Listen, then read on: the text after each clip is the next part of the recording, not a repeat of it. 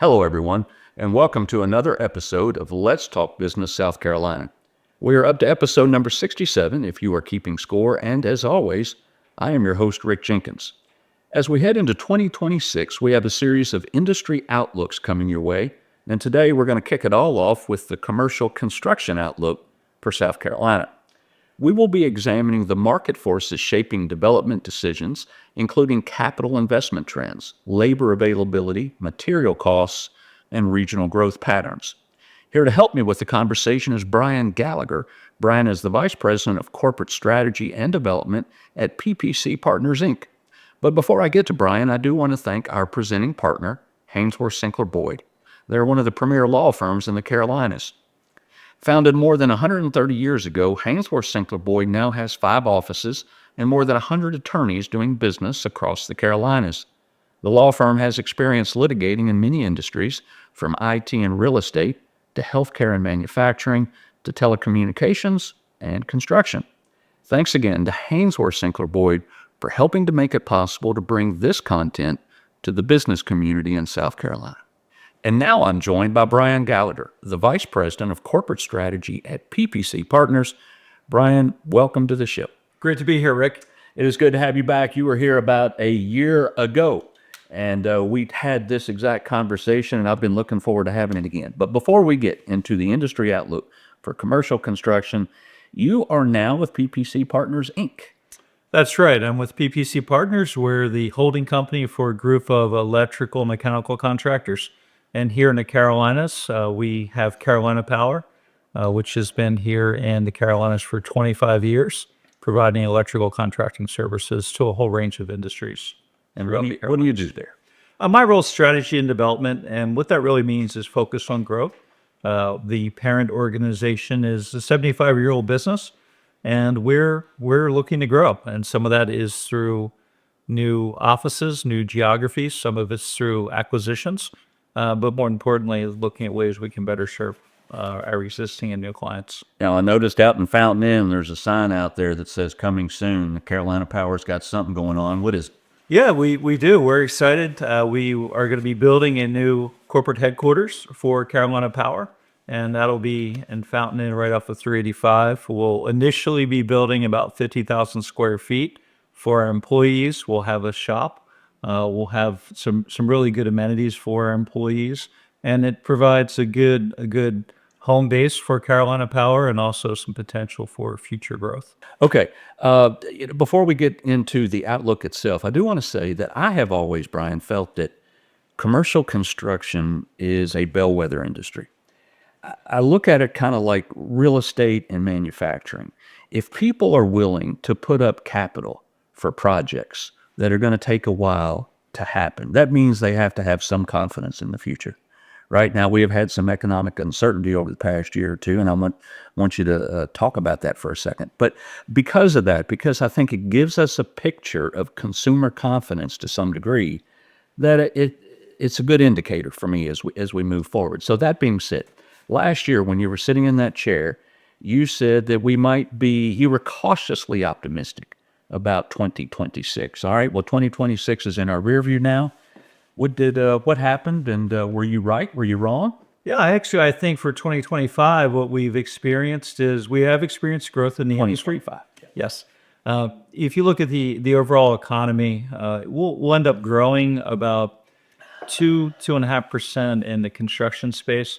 And if you look historically back about the last 20 years, if you were to track construction starts as it is pegged to the overall GDP growth, it almost mirrors it.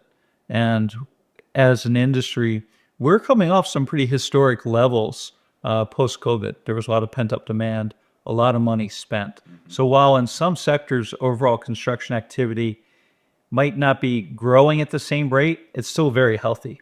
So if you look at the activity that's out there, 2025 is a solid year for contractors. If you look at recent studies that have been put out by some of the trade associations and some of the groups that cover the industry, it's been a very healthy year for construction companies in terms of increases in revenue, increases in profitability. And also, most of them still have pretty healthy backlogs. I said as we were looking back, I meant to say 2025, but now here we are in 2026. And give me a 30,000-foot view. We'll get down into the weeds here in a minute, but just looking down on it, how do you feel as we go into 2026? Lots of stuff has been happening, right? I mean, are tariffs impacting anything in your world? Supply chain impacting inflation, that type of thing. Sure. So if you look at the factors that you mentioned, there's a lot of inputs and things that we need to monitor as an industry. So tariffs are certainly having an effect. If you look at the construction cost, there's been a lot of fluctuation in the last few years. Some materials have have not as inflated as much in the last year as they have previously, but we are seeing some materials and equipment that are impacted specifically by the recent tariffs, seeing an increase in cost. And some of those include things like electrical components, steel, and machinery that's coming in from overseas. And I think if you look at some of those price spikes, some of the organizations that track some of that information, we're seeing increases of north of 20%. But I think over time that will stabilize a little bit when the supply chain is able to catch up with that and then bring some of that production back domestically. How does commercial construction, what is the outlook like from a national perspective as compared to South Carolina? What's going on here? Because in some areas, South Carolina economically has been trending quite ahead of the nation. In other areas, maybe not so much. Unemployment is giving us a little bit of a problem. But that aside, how do we compare? So if you look at national trends, construction for 2025 will end up being up about 2.5%. And I think going into 2026, most of the economists are forecasting a pretty stable growth for next year. So probably in that 2.5, maybe 3% growth nationally. Yeah. Now locally, I think we can expect to see it just a slight bit higher. And if you look at the construction spending overall, a big portion of that is related to data center infrastructure. And if you look at some of the sub-sectors throughout the U.S. market, I think the data center investment is glossing over some weaknesses in some parts of the industry. But I think here in South Carolina, we're fortunate to have a pretty solid economy. We're seeing investment from a construction side in the public sector. We're seeing it from manufacturers. We're seeing it with institutions such as hospitals, the education system, colleges, universities. So it's a good mix here in South Carolina. I think our construction economy in South Carolina is just a tick healthier than the overall economy. You mentioned data centers, and I want to come back to that in a second because, man, is that a hot topic these days, right? But I'm going to stick on what you were talking about for a minute. Why is South Carolina so attractive to people who want to make large capital investments? I mean, we're growing fast, right? One of the fastest growing states in the country the last few years. But what is it about South Carolina? Well, I think there's some unique things about South Carolina. I think our economic climate, the political climate, the stance that our leaders, both political leaders and business leaders, take towards welcoming businesses into the state. We certainly do have a lot of programs to help develop and make a workforce that's ready. We have access to major cities, obviously through the highway system, through the port system. And I think we've got a proven track record for companies that are making investments.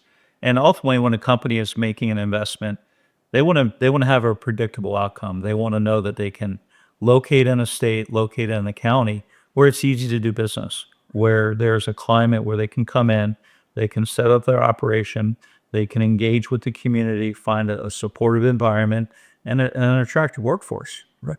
What sectors are driving commercial construction right now in the state? Well, I think we're definitely seeing a lull in office construction overall throughout the state. We are seeing some investment in healthcare and hospitals, and certainly significant investments here in the upstate where we are today, the Midlands region, and also in the Low Country. So we're seeing investment also in the educational side. So I think those are certainly positive trends that we're seeing overall. So while it's not commercial, I think another area where we're going to see some growth in 2026 and beyond is the power sector.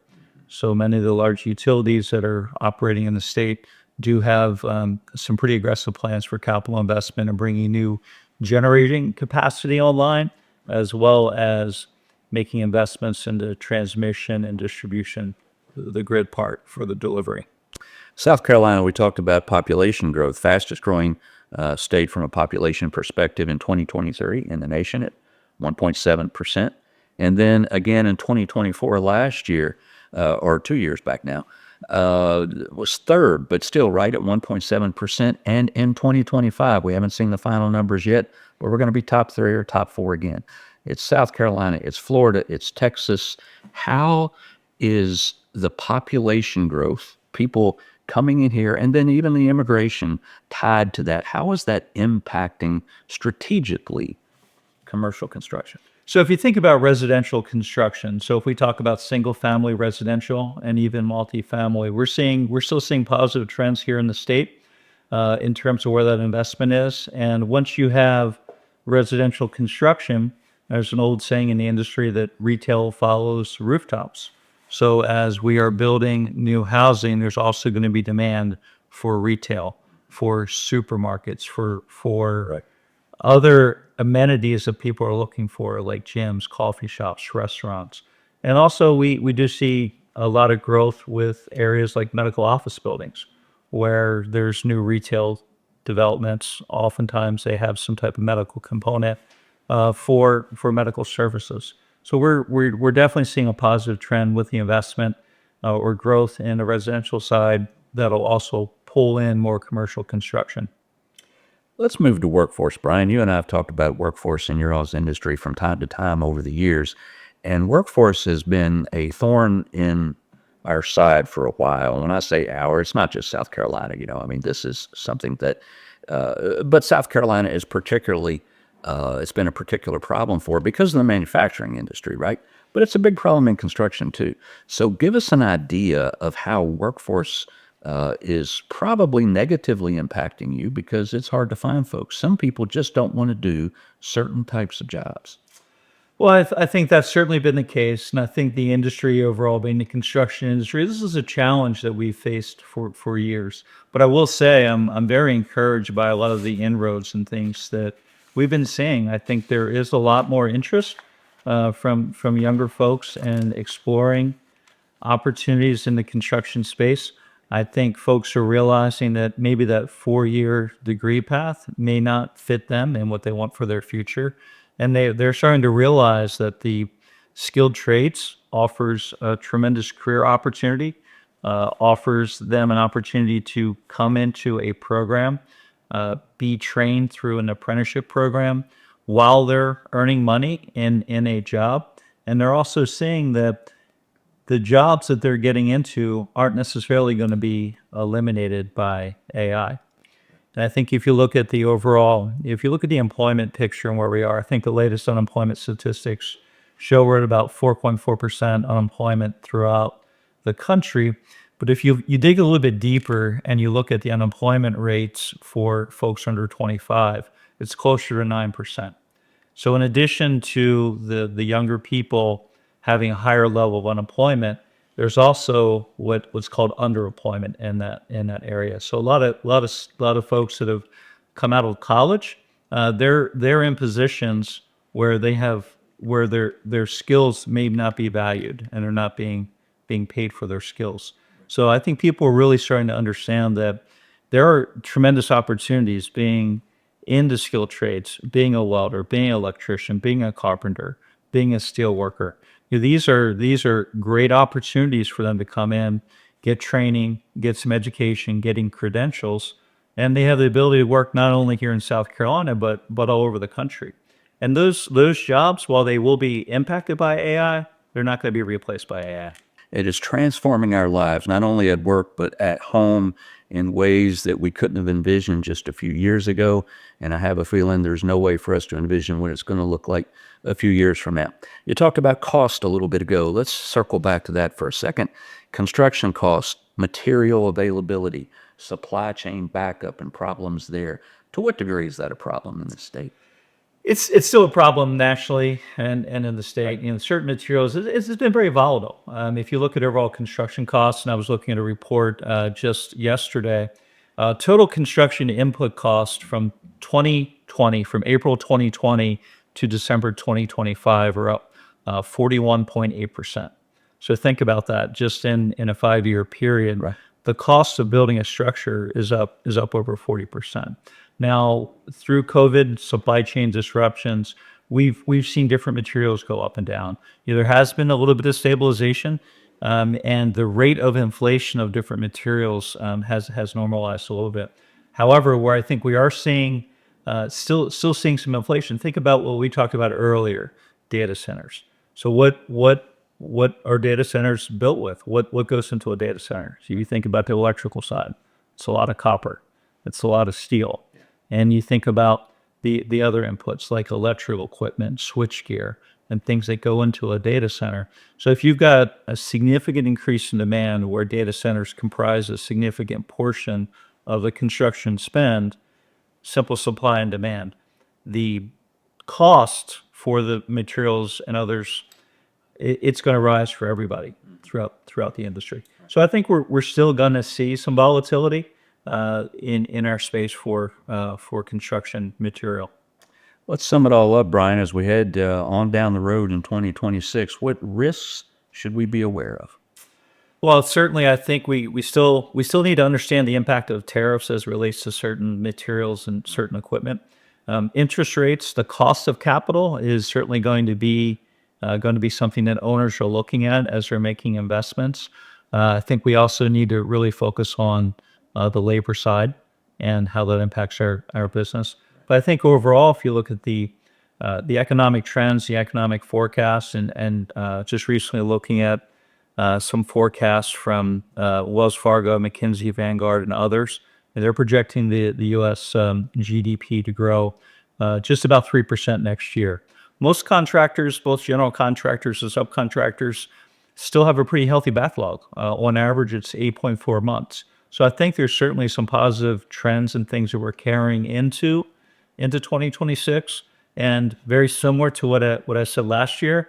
I'm very cautiously optimistic about the economy this year. And a lot of the folks I talked to on the construction side, many of them do have their backlogs booked for a good portion, at least half of their revenue booked, in some cases more, going into 2026. That's great stuff, Brian. I'm going to get you out of here on this. Not only are you a construction whiz and been in it for a long time, but you are also an author. And you have written several books, and you got a couple more coming out soon. Tell us about it. Oh, sure. So writing is a hobby and something I enjoy. I'm in a position where I get an opportunity to talk to a lot of smart people and travel to lots of conferences and events and get the opportunity to learn a lot of things. And I like to share things and help share ideas and get people to think. And I do have 2 books. I do have a book coming out called Building Smarter, which is focused on how construction leaders can harness AI. And that's a book I've been working on for about 2.5 years. That is publishing here in a week, so that'll be available. And the other book, which actually started working on it a little bit over 20 years ago, believe it or not, is called Build What Lasts, and that'll be coming out in April. And it just has stories, antidotes, and some ideas for people to think about ways that they can build a legacy, in their construction company, build a legacy with their people, with their teams, their families, and their communities. Appreciate it, Brian. Good to be here. Thank you. Yep, it's good stuff. Folks, that is Brian Gallagher. He is the Vice President of Corporate Strategy at PPC Partners, and that was the industry outlook for commercial construction. I want to thank one more time our presenting partner, which is Haynesworth Sinclair Boyd. We couldn't do it without those guys. They are one of the premier law firms in the Carolinas. And folks, that's it. That's another episode of Let's Talk Business South Carolina. We'll see you next time.